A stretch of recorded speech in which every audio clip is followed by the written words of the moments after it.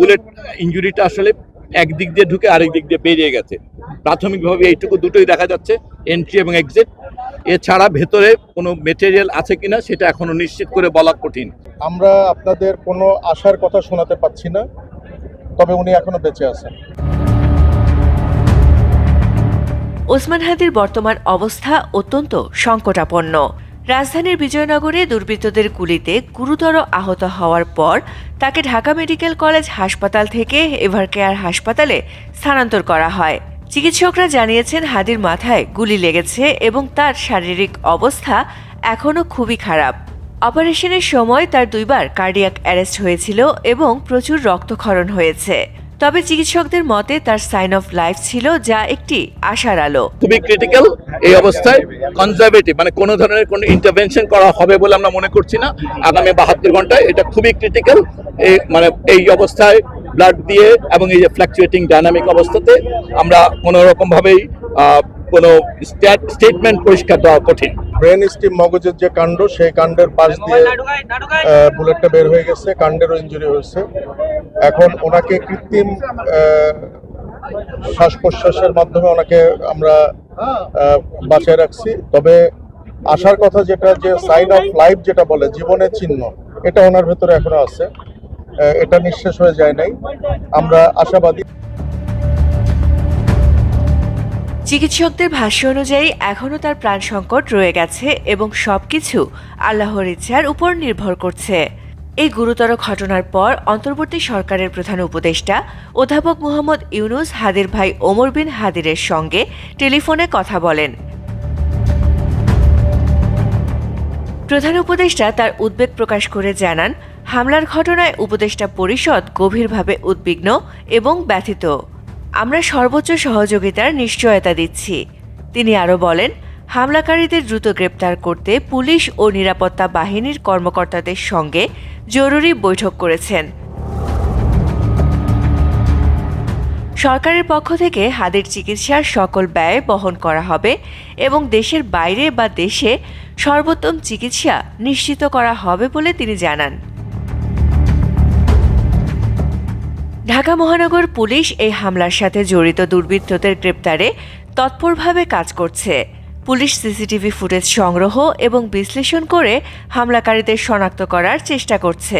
দ্রুত তদন্ত এবং গ্রেপ্তার আমরা দাবি করি। কে এর পেছনে আছে, কে নির্দেশদাতা, এটা যাতে সরকার দ্রুততম সময়ে এটা সর্বসম্মুখে প্রকাশ করে বিচার নিশ্চিত করে।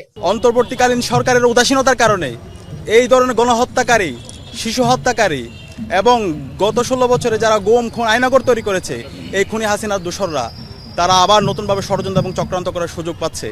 আমরা হুঁশিয়ার করতে চাই, এই স্বাধীন বাংলাদেশে খুনি হাসিনা এবং তার দোষদের কোনো ঠিকানা হবে না। প্রত্যেকের এই স্বাধীন বাংলাদেশে বিচার হবে।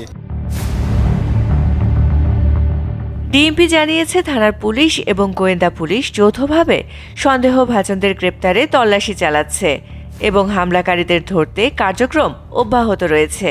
হামলার উদ্দেশ্য ও এর পেছনে কারা রয়েছে তা জানতে তদন্ত চলছে বলেও জানায় ডিএমপি। ঘটনাস্থল পরিদর্শন করি এবং ইতিমধ্যে ঘটনাস্থলের আশেপাশে সিসিটিভি ফুটেজ বিশ্লেষণ সহ আমরা হামলাকারীদের শনাক্ত করার জন্য কাজ করেছি। ইতিমধ্যে একজনকে শনাক্ত করতে আমরা সমর্থ হয়েছি। আমরা তাকে গ্রেফতারের জন্য জোর অভিযান পরিচালনা করছি। এ ঘটনায় রাজনৈতিক দলগুলো ব্যাপক প্রতিক্রিয়া ব্যক্ত করেছে। বিএনপির মহাসচিব মির্জা ফখরুল ইসলাম আলমগীর এই হত্যা চেষ্টাকে আসন্ন জাতীয় নির্বাচন বানচালের ষড়যন্ত্র বলে আখ্যা দিয়েছেন। গণতান্ত্রিক সংস্কার জোটের নেতারা এই হামলাকে গণতন্ত্র ও নাগরিক নিরাপত্তার উপর সরাসরি আঘাত হিসেবে উল্লেখ করেন। একজন প্রার্থীকে গুলি করা হয়েছে 8 নম্বরে ঢাকার 8-এর মধ্যে, হাজি সাহেব ইনসাফ পার্টির প্রার্থী বোধ হয়। আমি তীব্র নিন্দা জানাচ্ছি এবং আমি একটা অশনি সংকেত দেখতে পাচ্ছি যে নির্বাচনকে বানচাল করার জন্য সেই শক্তি আবার চক্রান্ত শুরু করেছে। দ্রুত হামলাকারীদের গ্রেপ্তার এবং ভবিষ্যতে এমন সহিংসতা প্রতিরোধে সরকারকে ব্যবস্থা নেওয়ার আহ্বান জানান নেতারা। জামায়াতে ইসলামী ও গণ অধিকার পরিষদও এই হামলার নিন্দা জানিয়েছে এবং শাস্তির দাবি জানিয়েছে। হত্যা চেষ্টা যারা চালিয়েছে, গুলি যারা চালিয়েছে, তাদেরকে অবিলম্বে খুঁজে বের করে শাস্তির আওতায় আনার জন্য সরকারের প্রতি আহ্বান জানাচ্ছি। এদিকে ঘটনার প্রতিবাদে দেশের বিভিন্ন বিশ্ববিদ্যালয় ও জেলায় বিক্ষোভ মিছিল ও সমাবেশ হয়েছে। এ ঘটনায় জড়িতদের দ্রুত শনাক্ত করে গ্রেপ্তার করতে অন্তর্বর্তী সরকারের প্রতি আহ্বান জানিয়েছেন বিক্ষোভকারীরা।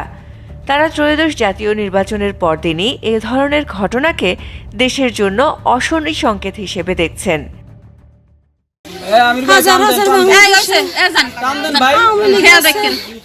এখন আবার মির্জা আব্বাসের বিপরীতে হাঁটাশনের দাঁড়াইছে, শত্রুর অভাব নাই।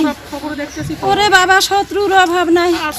একদিকে ভারতীয়রা, একদিকে আওয়ামী লীগ, একদিকে মির্জা আব্বাসের আসনে দাঁড়াইছে বাবা। MCTV US. হাদি হাদি